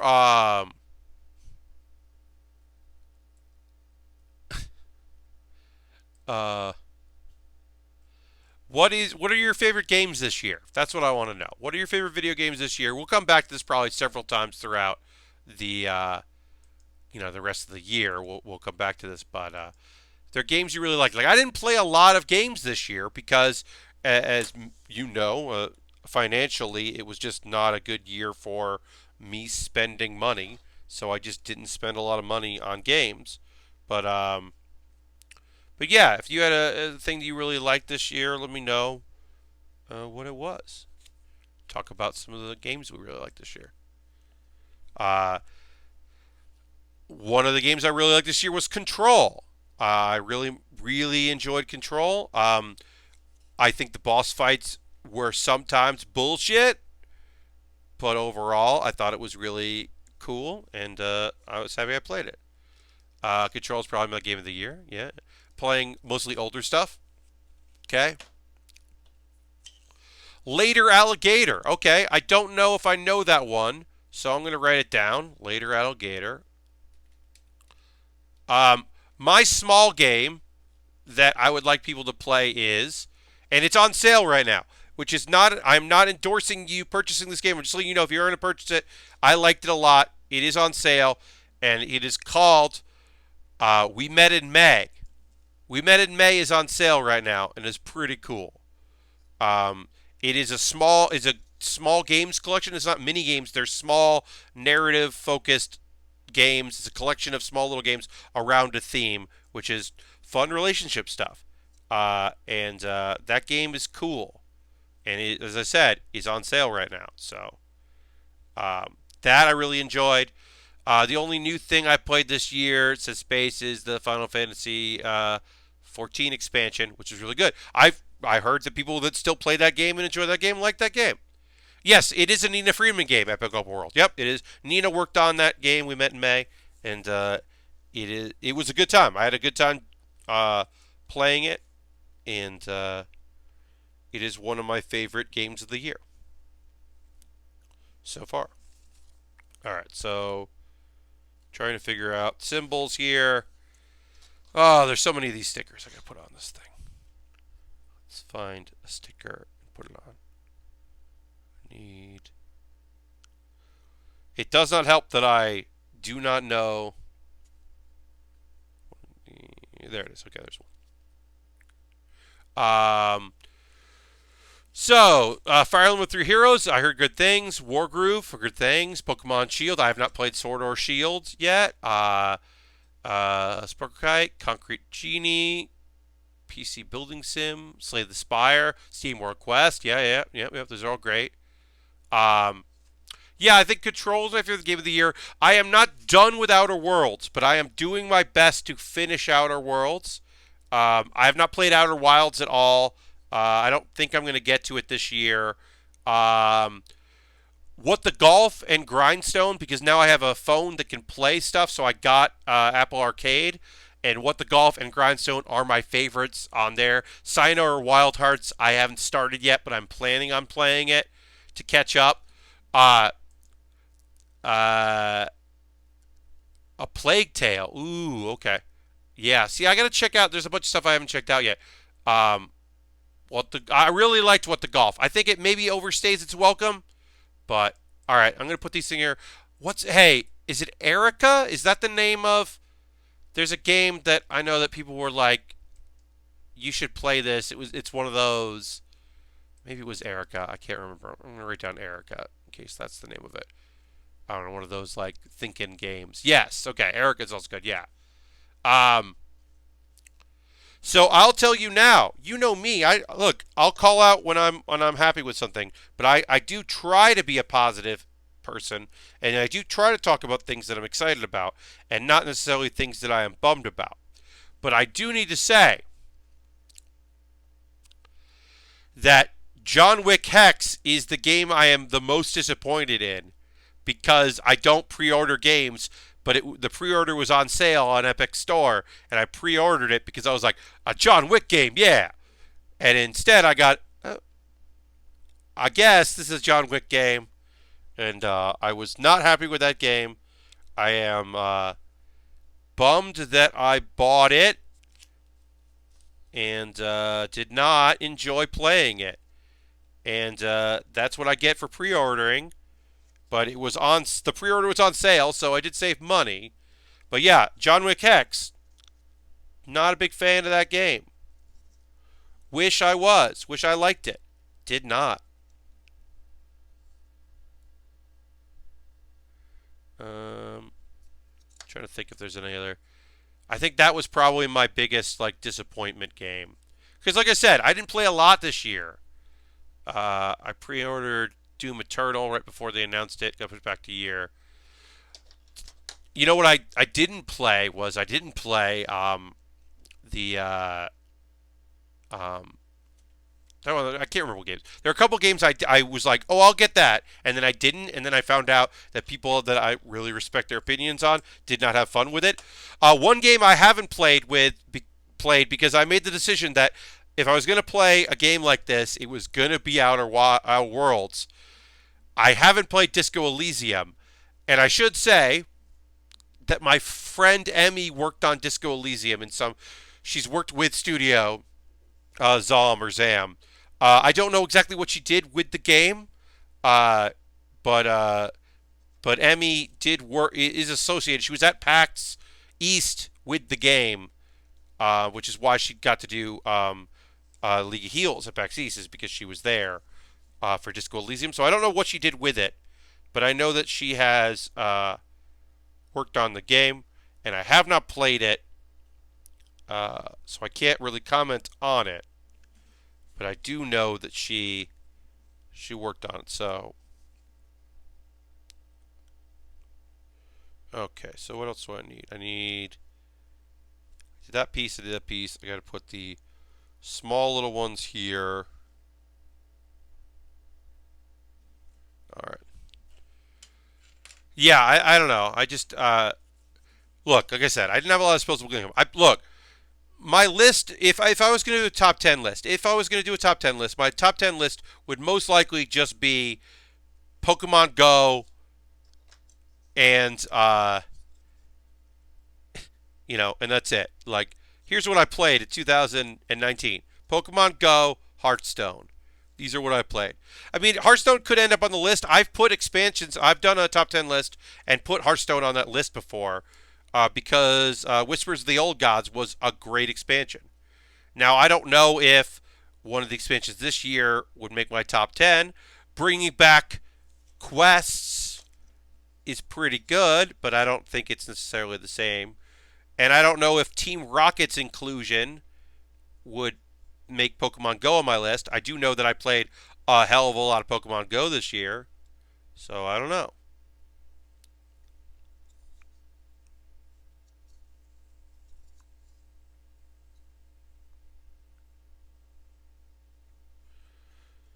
Um, Pokemon Go stopped working for me. I'm sorry to hear that, Lord Crashington. Uh, you've heard good things about Disco Elysium, not the kind of RPG. Yeah, I like a CRPG. I like a good CRPG. Uh, you know, a old school Western kind of thing. I like that it's contained within a space, so they can really like. I like an RPG where every character has stuff going on. And even if you're not right for it right now, you know that at some point that character is going to have something to do with you or just going about their lives. I like that in an RPG. So I know I will like Disco Elysium. I just haven't had it. Uh, oh, and the one major game that I played on consoles that when I borrowed a console was Judgment. Judgment is like my one big console game. I gotta write that down. I played Judgment. That was one of my big console games. Was Judgment. Uh, all right. I got a few other ones to check out. 'Cause I mean, having what the Golf and Grindstone, which I really like, Sayonara Wild Hearts, which I'm going to play. Like, I don't know if it's going to be on my list, but having those things on the list, or perspective list, those are nice. I like small stuff. I played a bunch of small things. I have to. What I have to do is I have to go back to itch and like sort the games I played and like play a bunch of them again, because that's usually when I remember what I liked that year is when I go back through that stuff. Sorry to hear that, Lord Crashington. That's a bummer. Um, I couldn't do trades. My game would crash when I was trading with my old phone, but now that I have a new phone, it's working fine. And then also my new phone allows me to play Apple Arcade games, so that has been good. All right, we have three more stickers to apply to this. I think we applied all the other stickers that we need to apply. It looks like we have. We just have three more to do. Should be fine. Okay.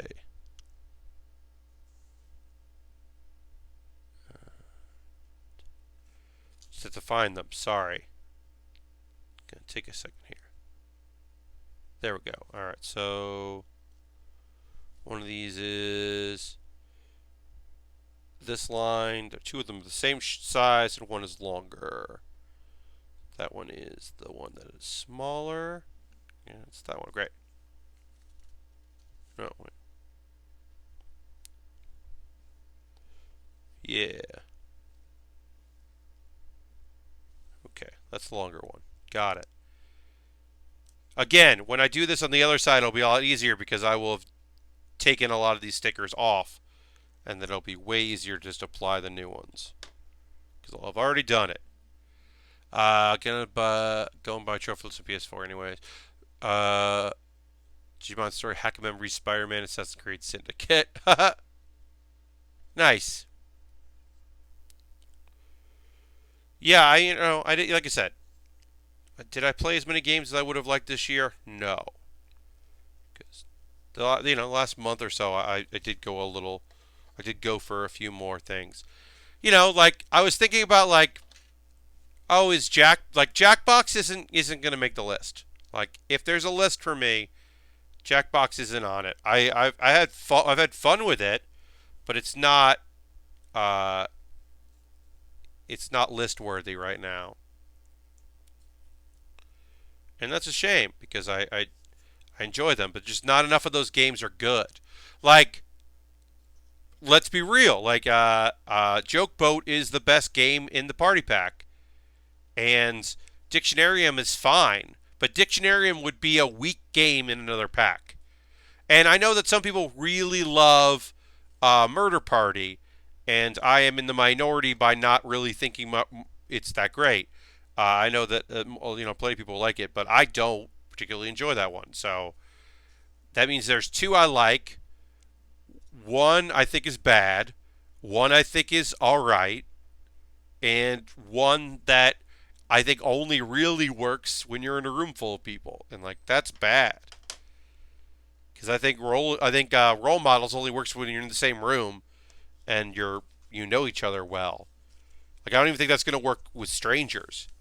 But I certainly don't think that Push the Button is a good game at all. I have no interest in playing that.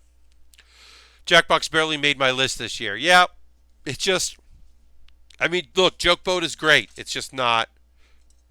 It wouldn't be the best in another one. So I definitely can't give it props.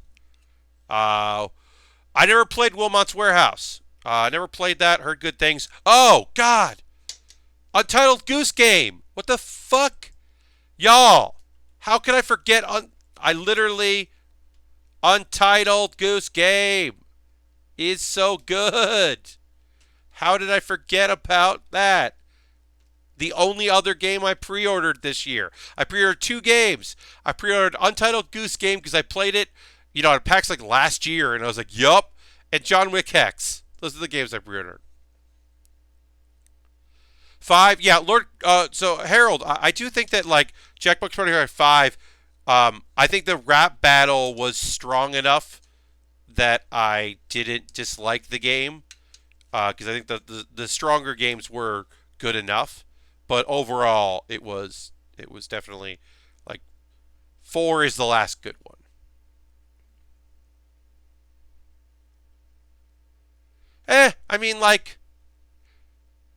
Lord Crashington, I don't think Untitled Goose Game is going to end up high on Giant Bomb's Game of the Year list, but their Game of the Year list doesn't reflect me because it's probably going to have Call of Duty on it. And I'm happy that this Call of Duty is great. I'm happy that this Call of Duty is fun and people that I know are playing it and enjoying it and having a good time with it. I'm happy for them. But there will not be a Call of Duty on my list.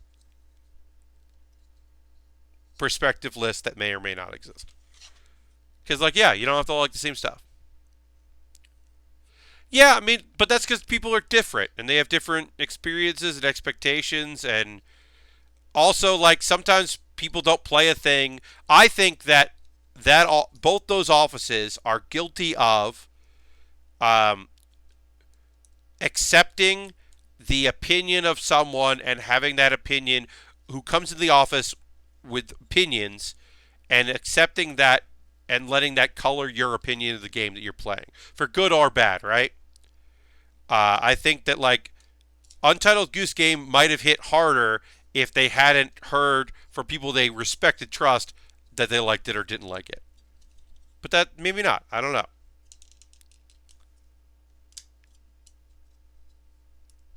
But they don't have to like it for me to like it because I liked it.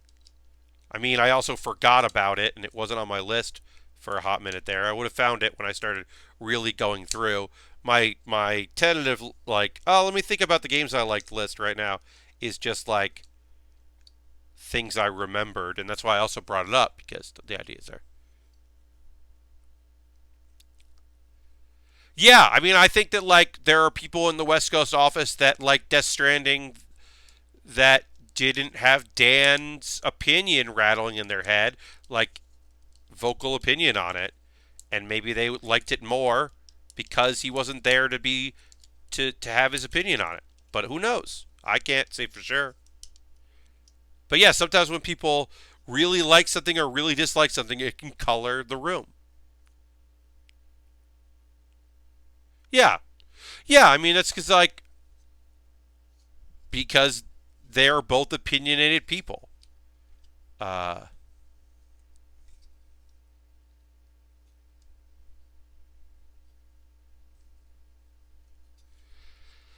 But I mean, that's the thing that should always be a thing is that we should be aware of and understand is that Game of the Year deliberations for Giant Bomb is an entertainment enterprise. It is not. It should be viewed as for entertainment purposes only. If you are going into this, into watching these deliberations, to have people like a game that you like and talk about the game that you like, or talk shit about a game that you think sucks, you might get that, but that's where personalists come in. Because it's often what we can agree on, what we can settle for, what we can be consensus about, where we are not, the fights we're willing to have about this game. Turns out this person's not willing to have a fight about this game because they're willing to have a fight about that game. Great. Okay. And it's the whole thing, and it doesn't matter, and it only matters as much as you want it to, and it's just a thing that happens. Because it doesn't. Because like I said, there are games of their year that are games that I have no interest in ever playing. And, hey, guess what? For me, it would be rad if they spent zero time talking about Death Stranding. If they just said, Death Stranding, it's a video game, and then moved on, that would be rad. Because I do not want to hear them talking about Death Stranding. And also, but then also, I'm sure there are people out there who are like, if they fucking talk about Luigi's Mansion at all, I'm going to write so many mean things on this comment section. Because why would they waste their time with Luigi's Mansion? I didn't play Luigi's Mansion, but I'll hear people gush and talk about how much they enjoyed Luigi's Mansion. That sounds great. I'm glad that people like that game. It sounds fun. So I'm happy to hear about that game. I don't know. It's a whole thing. I'm surprised Brad didn't like Control more, but okay, he didn't like Control as much.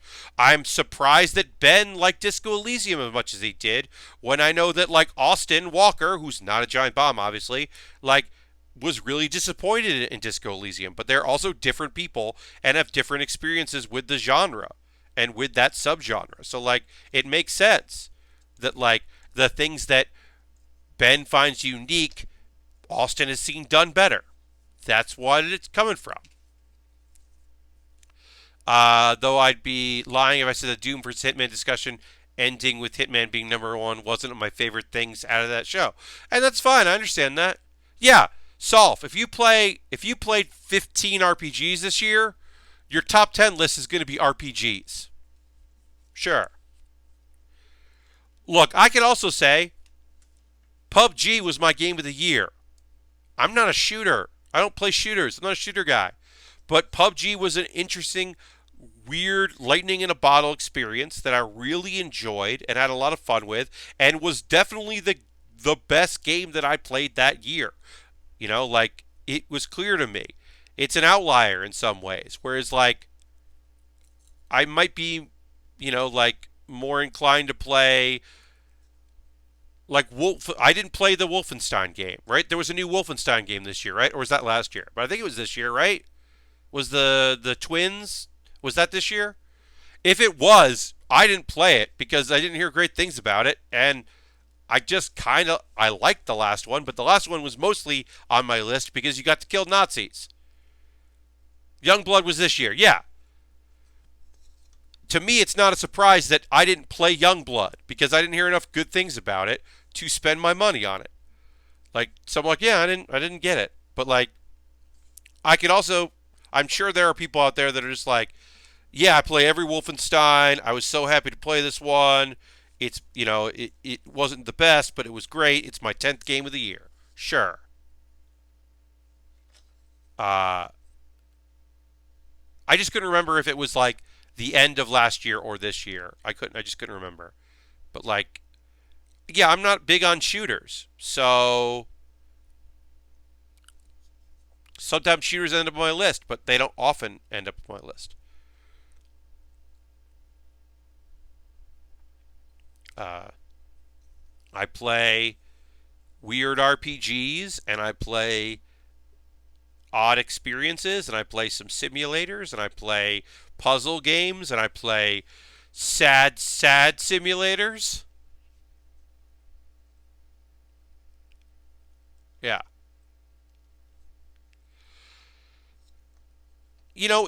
Hearing people speak passionately about things, I'm always interested in that, right? Y'all know me enough to know that I like it when people like things and want to talk about the thing they like and want you to know about the thing. That's why I like things like best moment, right?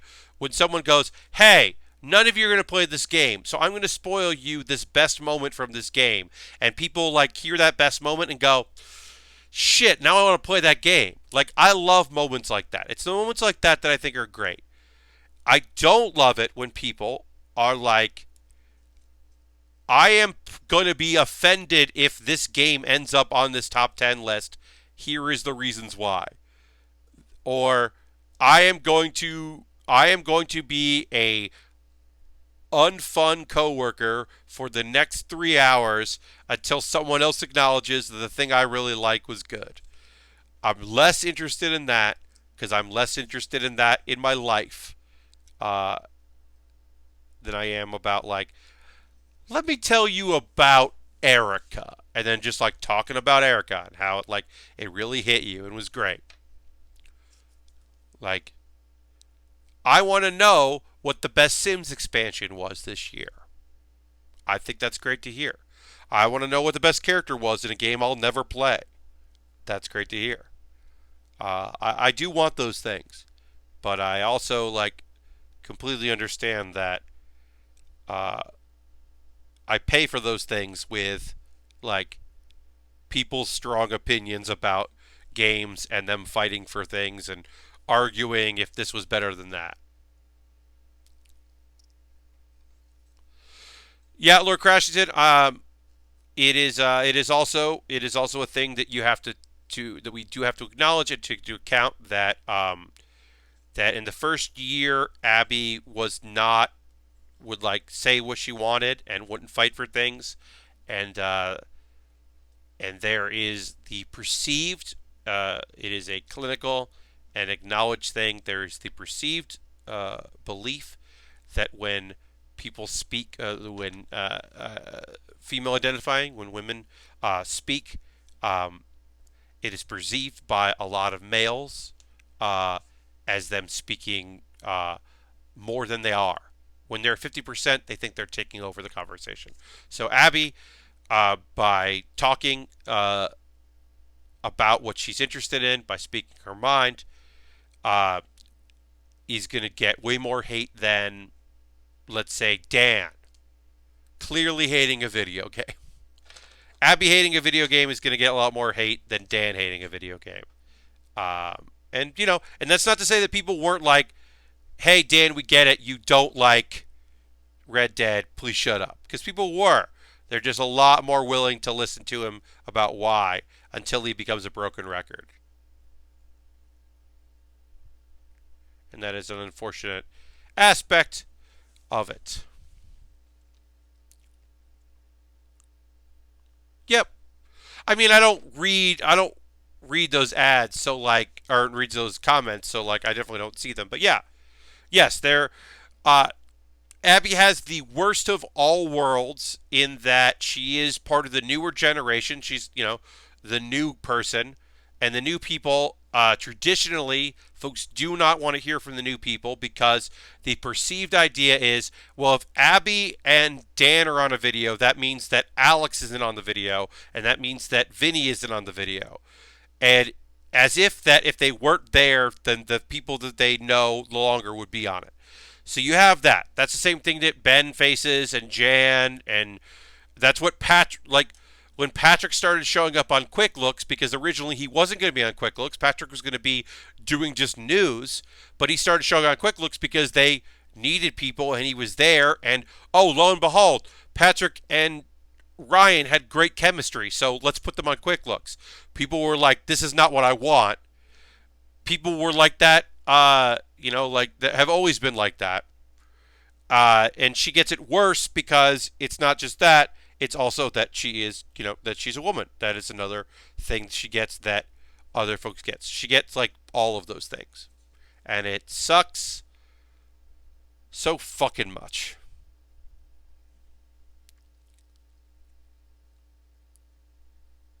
Yeah,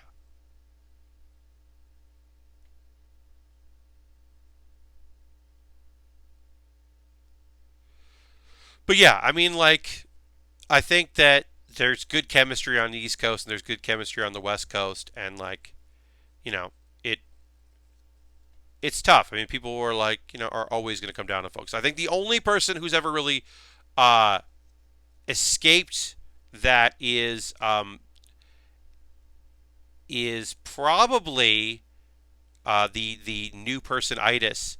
The only person that really ever escaped it was Drew because he was around for so long before he started showing up on things. So he was already like the fifth Beatle before.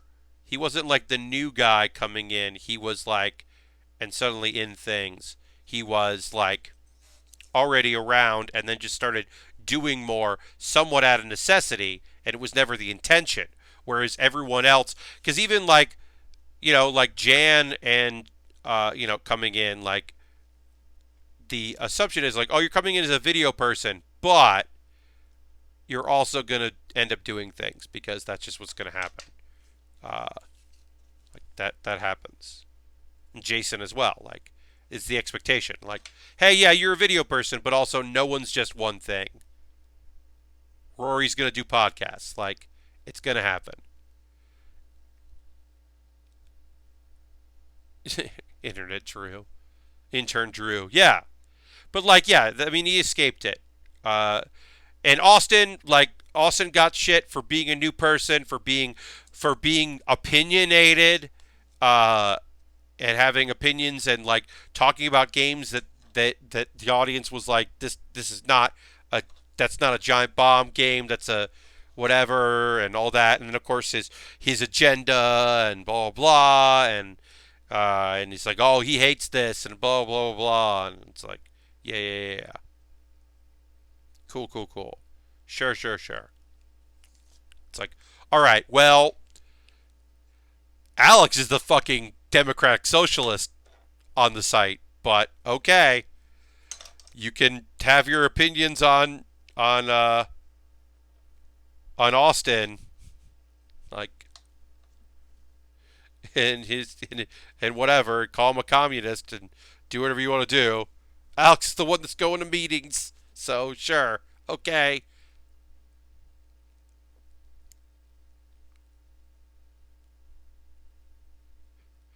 So my thing with Rory is just that, like, I like Rory a lot. Uh, Rory is also very funny when Rory is just like, forget, like, one of my favorite things is, and I've had this before, right? When you talk a lot on the internet, sometimes you're like, this will be good, and then you realize it's not, and sometimes you realize it in the middle and you can pivot. Um, he never realizes it in the moment. He only realizes it when it's done. Like, he'll finish a story and go, "Oh, that wasn't anything, huh?" And I love that. I love that so much about Rory, is that he just, like, does not realize this story goes nowhere. This is not an anecdote. I should not have said this until after he says it. It's never in the moment. Never, like, pivots. Just like, and well, there we go. Rory stories.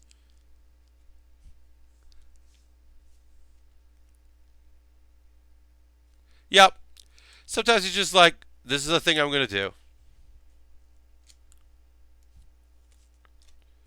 I loved in a newsletter recently. He was just like, "Hey, part of my job is now doing clips. That's why they're clips." And I'm like, Rory, you could have spun that a little bit, right? You could have been like, "Hey, we're gonna have a focus on, we do 3 hour podcasts, so why don't we do, like, whatever?" Or like, "Hey, you know what a lot of people do on YouTube is they take segments of our show and they upload them. We should be doing that instead." Instead, he literally just wrote in the newsletter, "Part of my job is putting clips up, so I do that now." And I'm like, I mean, okay, you don't need to spin that, I guess, but you definitely could have spun that. Sure. All right.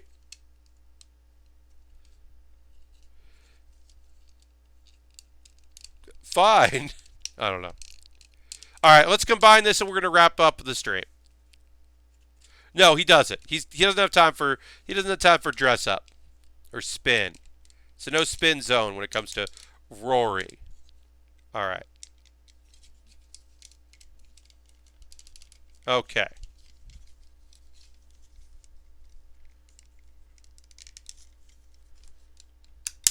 Oop.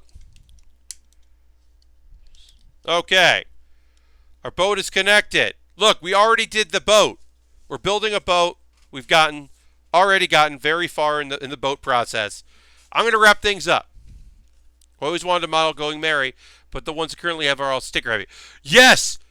I mean, you can see this. There's no look. If they did a master grade kind of version of one of the ships from One Piece, I would be interested in that instead of the kind of like high grade version we're getting here that's very sticker heavy. I would love more sheets, less stickers. We're not getting that right now. But I do think that this is a fun build, and I'm excited to keep working on it. And thank you all so much for hanging out with me tonight. A reminder, next stream is on Saturday. No stream tomorrow. We stream tonight because tomorrow is American Thanksgiving, and I took the night off. I'm going to go eat some great food and hang out with my friends. I'll be back on Saturday. We're going to keep working on this. There might be a small kit, a Dragon Ball kit coming. If it arrived by Saturday, I'll build it on Saturday. If not, that'll be soon. When this finishes, we're going to start the Zaku 2, which is a great looking kit. I'll give you a preview of the FC. Look at that kit. Look at that. That's the next thing we're going to build. Look at that green. Look at those greens. Ah. I mean, it's also a Zaku with a big gun. I'm excited to build it. That's in the future, though. Have a great Thanksgiving if you're here in the U.S. Celebrating Thanksgiving. If you're not, have a great Thursday. And I'll see you the next time on the next Build with Baer. And right now, I'm going to show an ad for some of you, and some of you won't see that ad. But, you know, maybe I'll make a little money. Bye-bye. Goodbye. Goodbye, goodbye, goodbye.